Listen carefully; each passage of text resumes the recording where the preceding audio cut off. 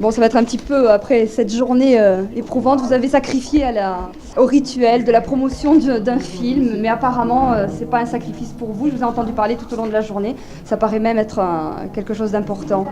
Cette journée de promotion de La Passion Béatrice, apparemment, n'est pas une journée fastidieuse pour vous. Au contraire, vous manifestez d'une passion tout aussi importante que celle de votre film. C'est-à-dire que quand on fait quelque chose, je trouve qu'il faut essayer de le faire bien. Quand on vient défendre un film, il faut essayer de le défendre un maximum, surtout quand il vous tient à cœur. D'autre part, ici, j'ai été très très bien reçu. Il n'y a pas de raison qu'on traite de manière supérieure, de manière désinvolte, des gens qui vous ont aidé, vous ont donné, vous ont reçu, vous ont traité tout à fait formidablement. Et il n'y a pas de, j'ai toujours été frustré, moi, en tant que cinéphile, quand en province ou là, je voyais arriver un cinéaste, je me disais, chouette, il va me parler de son film, et il disait, j'étais très content de tourner ce film, j'espère que vous l'aimerez, au revoir.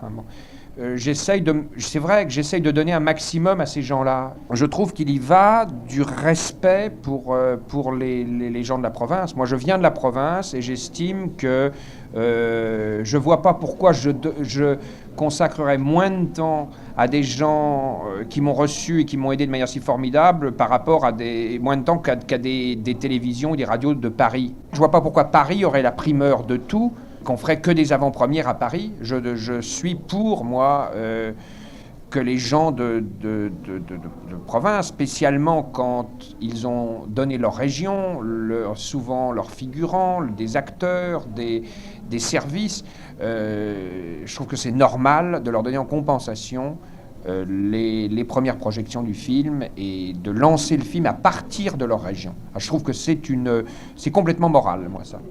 Bertrand Tavernier, un mot du scénario de La Passion Béatrice, il est né comment ? Il est né de mon ex-femme, Colo Tavernier, qui avait envie d'écrire un film pour moi. Et elle l'a écrit un peu avec la violence d'un accouchement. Elle a tout d'un coup, c'est quelqu'un de très très doux, de très lyrique, mais très doux et de très...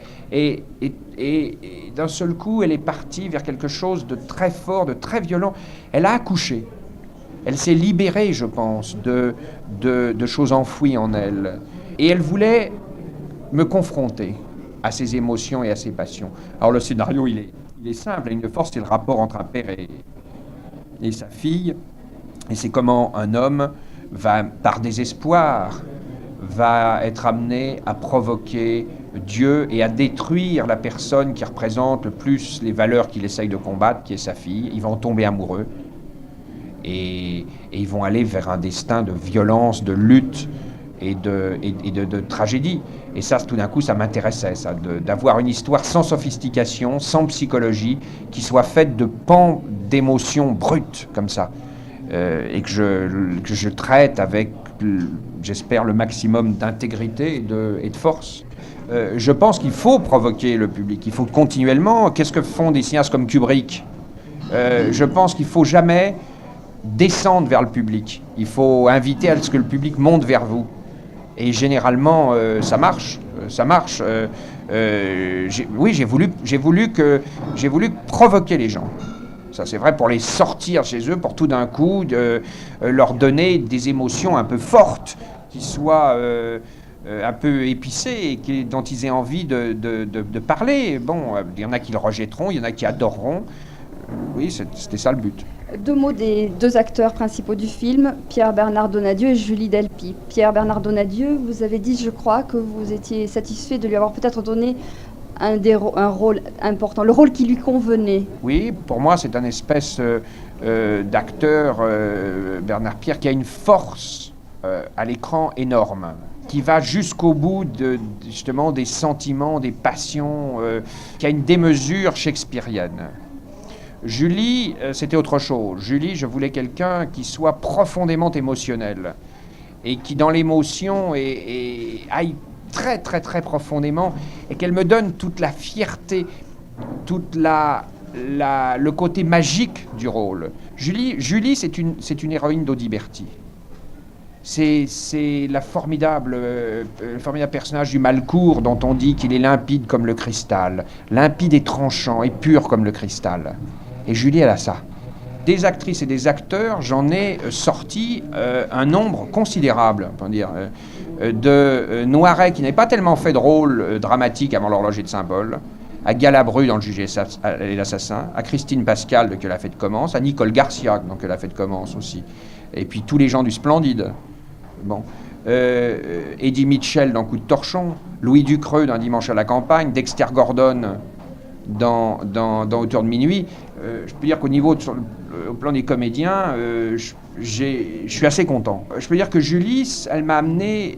Vous savez, on a une joie immense quand tout d'un coup, quelqu'un ne vous interprète pas ce que vous avez prévu, mais vous éclaire de manière inattendue certains moments ou certains reflets d'un personnage.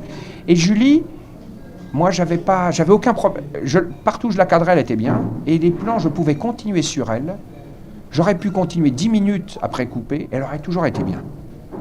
Il n'y avait jamais de raison qu'on dise couper avec Julie. Il n'y avait pas de raison. C'était complètement magique.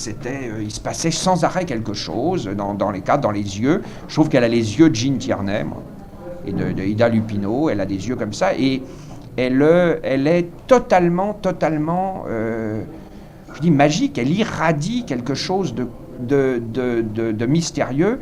Et en plus, elle était forte.